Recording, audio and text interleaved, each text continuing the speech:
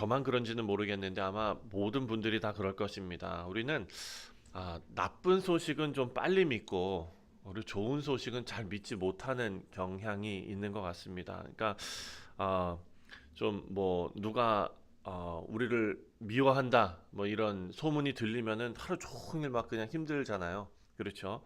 그리고 또 앞으로 안 될 것 같다라는 생각이 들어지면은 밤에 잠도 안 오고 막 그러잖아요.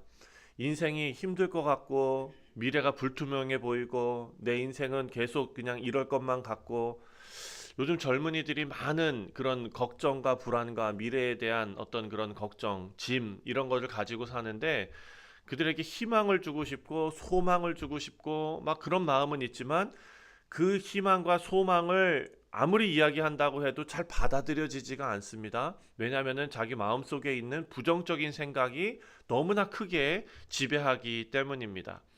그래서 하나님께서 아직 일하고 계신다. 회복이 가능하다. 다시 일어날 수 있다. 이런 말은 참 더디게 받아들여지고 잘 믿어지지도 않는 것 같습니다. 오늘 야곱의 모습이 그렇지 않습니까? 여러분 37장에서 야곱의 아들들이 요셉의 그 피 묻은 그 채색 옷 하나 그거 하나가 증거였어요. 그거 하나 가져가서 요셉이 죽었다고 말하니까 야곱이 어떻게 했습니까? 바로 믿었습니다. 그렇죠? 바로 믿었습니다. 근데 오늘 본문 말씀에 이 아들들이 와서 아버지 요셉이 살아 있습니다. 애굽의 총리가 됐습니다. 근데 26절 말씀을 보니까 26절에 알리어 이르되 요셉이 지금 살아 있어 애굽 땅의 총리가 되었더이다. 야곱이 그들의 말을 믿지 못하여 어리둥절하였더라. 자, 요셉이 죽었다는 그런 말을 쉽게 믿었는데 구원, 은혜, 이 소식은 쉽게 믿지 못하는 그런 상황입니다. 사랑하는 성도님들, 하지만 하나님께서는요, 우리의 이름에도 불구하고, 우리의 이렇게 부족함에도 불구하고, 하나님께서는 이 한 사람을 통하여, 회복을 통하여, 우리 믿음의 공동체에, 다시 말해서 온 하나님의 백성들, 하나님의 나라, 그 모두가 기쁨으로 하나님께서 바꾸시는 것을 봅니다. 자, 먼저 오늘 본문 말씀 시작하는 그 첫 절을 보면 이제 어제 본문 말씀에서 형들이 와서 요셉과 함께 목을 끌어안고 함께 그 회복을 경험하지 않았습니까? 근데 그 소식이 바로에게 들려진 것입니다. 자, 16절 말씀을 보니까요. 요셉의 형들이 왔다는 소문이 바로의 궁에 들림에 바로와 그의 신하들이 기뻐하고 이것도 참 신기합니다. 왜냐하면 지금까지 정황상 애굽의 왕국은요 지금 요셉의 과거를 몰랐던 것 같습니다. 그렇죠? 그리고 물어보지도 않았던 것 같아요. 형들에게 팔려온 히브리 노예였다는 것도 그렇고 또 오랫동안 가족과 지금 연이 끊어진 그런 사람이었다는 것도 몰랐을 것입니다. 왜냐하면 요셉에게 형들이 있다는 사실이 이제 왕궁에 알려진 거잖아요. 왜 우리가 이렇게 추측할 수 있습니까? 지금 7년간의 기근이 있었는데 그 기근을 버티기 위해서 지금 다 모든 것이 준비되지 않았습니까? 그렇다면 이 일을 가능케 했던 요셉의 가족이 있는지 없는지 야 너희 가족도 살아야 될 거 아니냐 어디에 있으면은 데리고 와라 이렇게 했을 것 같은데 그런 일이 전혀 없었다는 거예요. 과거는 몰랐다는 것입니다. 자, 그런데 지금 요셉의 형들이 있다라는 사실이 왕궁 전체에 알려지니까 바로와 그리고 그 신하들이 다 기뻐했다 그럽니다. 기뻐했다. 바로가 요셉을 얼마나 아끼고 있었는지를 보여주는 장면입니다. 자, 요셉 한 사람이 애굽에 내려와서 애굽의 모든 사람들이 살 수 있는 그런 길이 되었고 그리고 애굽 전체의 기쁨이 된 것입니다. 그리고 18절 말씀을 보니까 바로가 명령을 내리는데 너희 아버지와 너희 가족을 이끌고 내게로 오라. 내가 너희에게 애굽의 좋은 땅을 주리니 너희가 나라의 기름진 것을 먹으리라. 자, 아이들을 위해서요. 그리고 또 여인들을 위해서 거동이 힘든 그런 사람들을 위해서 특히나 야곱을 위해서 수레도 제공을 하죠. 여러분 그때 당시에 술에 뭐 하나만 있었겠습니까? 많았겠지요. 그런데 중요한 것은 이게 누가 주었냐라는 것입니다. 왕이 준 것입니다. 예, 왕이 준 거예요. 사랑하는 성도님들, 만약에 여러분들도 다 이제 그 차로 운전하고 이렇게 다니시겠지만, 만약에 왕이 여러분에게 차를 하사해서 어디로 모셔간다 그러면은 굳이 여러분 차 타고 가시겠습니까? 왕이 준 거면은 내 차보다 안 좋아도 그 차 타고 갈 거예요. 왜냐하면은 그거에는 상징이 있잖아요. 어떤 상징입니까? 왕이 나를 위한다라는 상징이 있지 않습니까? 왕실의 후원이 있는 거고 왕실의 권위가 그 가운데 있는 것입니다. 우리 사랑하는 성도님들, 하나님께서요 이제 야곱 가족 전체를 살리시고 계십니다. 아브라함 한 사람 부르셨지만 결국 민족을 만드시지 않았습니까? 다윗 한 사람 하나님께서 세우셨습니다. 그런데 결국 그 다윗을 통하여 하나님의 나라를 미리 보여주십니다. 사랑하는 성도님들, 우리 교회도 마찬가지입니다. 예수님께서도 그 예수님의 한 몸인 우리 교회를 하나님께서 세우십니다. 우리 로컬 교회 뉴욕 성실 장로교회 하나만 놓고 보는 것이 아니라 예수 그리스도를 통해 구원받은 모든 하나님의 백성들이 한 교회 아닙니까? 그 교회를 하나님께서 살리십니다. 한 사람으로 하나님의 공동체의 모든 기쁨을 하나님께서 허락하셨다. 그리고 또 22절 말씀을 보면은요. 22절 또 그들에게 다 각기 옷 한 벌씩을 주되 베냐민에게는 은 300과 옷 5벌을 주고. 자, 지금 이 요셉의 이야기에서는 옷이라는 것이 참 키워드인 것 같습니다. 어디 가도 안 빠집니다. 지금 옷이 있고 또 은이 있습니다. 요셉을 팔 때 은을 받지 않았습니까? 그리고 요셉의 죽은 것을 알릴 때 옷으로 알리지 않았습니까? 요셉을 편애하는 것도 채색 옷으로 지금 기록이 되어져 있습니다. 그러니까 옷은 배신의 상징이기도 하고 질투의 상징이기도 하고 죄의 상징이기도 했습니다. 그런데 오늘 본문 말씀을 보니까 요셉이 형들에게 옷을 줍니다. 그 배신의 상징이고 질투의 상징이었던 옷을 줍니다. 그리고 베냐민에게 은도 줍니다. 자, 과거에 요셉에게 상처를 주었던 그 상처에 어찌 보면 상징 같은 그런 것들이 이제는 이것이 화해의 표시로, 그리고 또 베냐민에게는 더 많이 줍니다. 베냐민에게 더 많이 줬는데 형들이 다 기뻐합니다.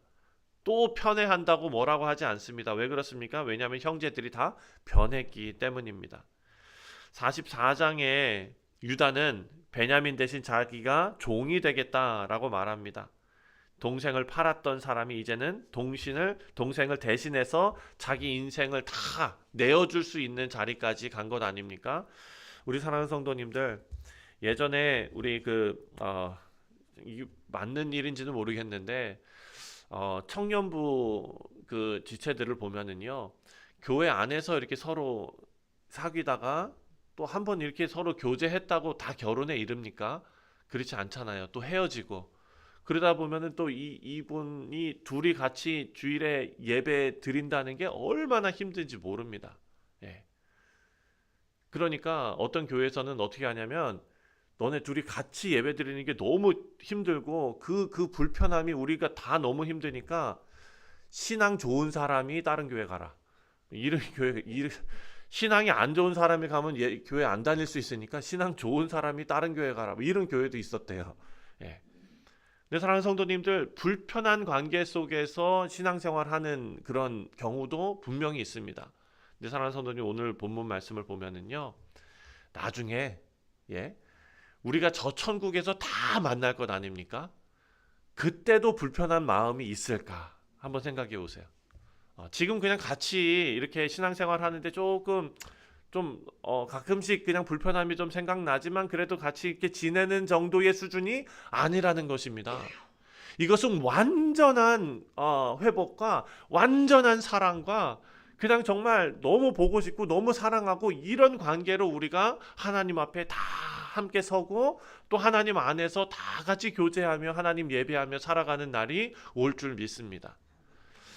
자, 십자가도요, 사랑하는 성도님들, 원래 수치의 상징 아니었습니까? 저주의 상징입니다. 그래서 어떤 목사님은 십자가 목걸이 하고 다니지 말라고 막 얘기하고 막 그런 분들도 있었어요. 그런데 사랑하는 성도님들 생각해 보시기 바랍니다.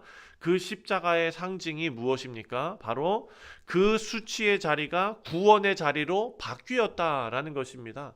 맞습니다. 십자가는 그때 당시에 좋은 의미가 아니었습니다. 하지만 지금은 우리가 예수 그리스도의 십자가, 과거를 다 지워버리는 정도로 끝나는 것이 아니라 그 상처의 흔적도 하나님께서 은혜의 통로로 바꾸셔서 모두가 다 그 은혜에 풍덩 빠질 수 있게 하나님 만들어 주셨습니다.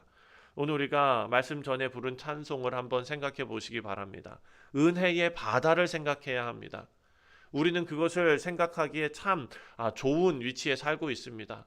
예, 이 미국 땅 서쪽에는 큰 태평양이 있고 동쪽에는 큰 대서양이 있습니다. 그 바다와 같은 하나님의 은혜를 생각하기 참 좋은 그런 지역이죠. 사랑하는 성도님도 오늘 하루도 우리 자신을 하나님의 은혜의 바다에 풍덩 빠뜨리는 우리 모두 되시기를 바랍니다. 이제 마지막으로 27절 말씀을 보니까요.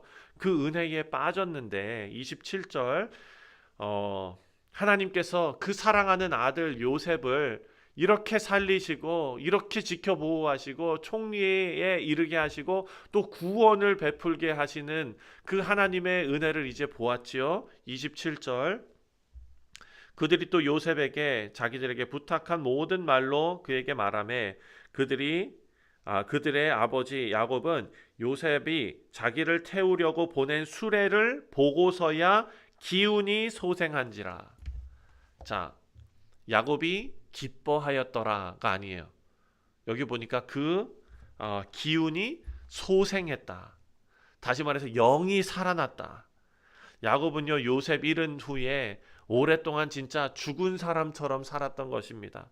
살아있지만 안에서는 이미 다 그냥 정말 불이 다 꺼진 것 같은 그런 삶을 살았습니다. 그런데 오늘 그 죽어있던 영이 다시 살아납니다. 처음에 안 믿었잖아요. 근데 요셉이 살아있다는 말도 들어도 믿지 못했습니다. 그런데 절망에는 사람이 참 익숙한데 은혜에 빨리 마음을 열지 못하잖아요. 그런데 그게 믿게 되는 순간이 있었어요. 바로 요셉이 보낸 수레를 보고 믿었습니다. 수레를 보고 영이 살아납니다. 사랑하는 성도님들, 실제 증거가 도착한 것 아닙니까? 아들들이 아무리 말로 얘기를 해도 믿지 못했는데 이제 실제 증거가 눈앞에 나타난 것 아닙니까? 그때 은혜가 그 실제적으로 내 앞에 온 그 은혜가 그 야곱의 굳어져 있던 마음을 다 일깨우게 돼서 소생시켰다라는 것입니다. 여러분, 제자들도 처음에 예수님 부활하셨을 때 믿지 못했습니다. 주님 살아나셨다라고 말만 전해 들었는데 믿지 않았습니다. 근데 결국 부활하신 주님께서 그들에게 나타나셨습니다. 그리고 나서 제자들의 삶이 어떻게 됐어요? 180도 달라졌습니다. 예수님 배신하고 도망치고 이러던 제자들이 이제는 죽음도 불사하고 그 천국 소망을 가지고 예수님 증거하는 사람이 되었습니다. 죽어있던 마음이 소생한 것입니다. 사랑하는 성도님, 이것이 교회의 중심 아닙니까? 예수님께서 실제로 살아서 우리에게 오셨습니다. 그리고 그 예수님께서 우리 안에 들어와 계십니다. 살아계신 그리스도께서 죽어가던 우리들을 다 살리셨습니다. 소생하셨습니다. 실제적으로 수레가 눈에 보인 것처럼 예수 그리스도께서 우리에게 오셨습니다. 우리 사랑하는 성도님들 말씀을 맺습니다. 죽은 줄 알았던 요셉이 살아 있습니다. 그리고 굳어버렸던 한 사람의 영혼, 야곱의 영혼, 딱딱하게 굳어있고 식어있던 그 마음이 다시 소생되었습니다. 복음이 그렇지요. 십자가에서 예수님 돌아가셨는데 예수님께서 살아계시고 또 살아계신 예수님께서 오늘도 죽어가는 사람들의 영을 다시 살리십니다. 예수 그리스도께서 우리의 영을 살리시고 오늘도 우리와 동행하심을 믿습니다. 그런 은혜를 우리가 하나님 앞에 감사하며 오늘 하루도 승리하는 우리 모두 되시기를 다시 한번 주님의 이름으로 축원드립니다. 기도하겠습니다. 하나님 아버지, 살아계신 하나님이심을 우리가 믿습니다. 아버지, 우리가 신앙생활 하면서도 정말 안 좋은 그런 생각들, 그런 절망과 실망과 이 모든 것이 우리에게 너무나 쉽게 다가오고 또 쉽게 믿어지는 우리의 모습을 보면서 아버지 하나님 앞에 다시 한번 엎드립니다. 주님, 우리를 긍휼히 여겨 주옵소서. 죽은 줄 알았던 그런 요셉을 통해서 정말 식어 있는 그런 야곱의 그 마음을 다시 소생시키셨던 것처럼 아버지 하나님, 우리 안에는 부활하신 예수 그리스도께서 있음을 믿사오니 예수님을 통하여 우리의 이 믿음 없음을 긍휼히 여기시고 우리의 상처와 우리의 어떤 실망과 이 모든 것이 은혜의 자리로 바뀌는 그런 놀라운 역사가 있게 하여 주옵소서. 감사드리오며 예수님의 이름으로 기도하옵나이다. 아멘.